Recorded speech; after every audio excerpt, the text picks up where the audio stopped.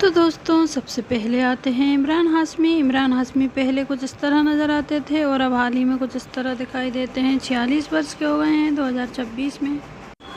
इनके बाद आते हैं दोस्तों आदित्य पंचोली। आदित्य पंचोली पहले कुछ इस तरह नज़र आते थे और अब हाल ही में कुछ इस तरह दिखाई देते हैं। इनकी उम्र 59 वर्ष हो गई है 2026 में। इनके बाद आते हैं राहुल रॉय। राहुल रॉय पहले कुछ इस तरह नज़र आते थे और अब हाल ही में कुछ इस तरह नज़र आते हैं। इनकी उम्र 59 वर्ष हो गई है 2026 में।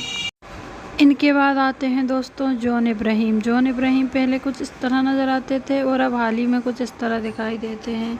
53 वर्ष के हो गए हैं 2026 में।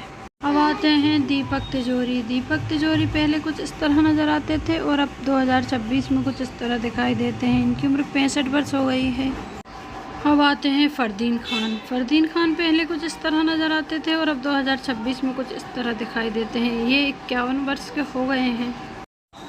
अब आते हैं डीनो मोरिया। डीनो मोरिया पहले की फिल्मों में कुछ इस तरह दिखाई देते थे और अब हाल ही में कुछ इस तरह दिखाई देते हैं। यह 58 वर्ष के हो गए हैं 2026 में।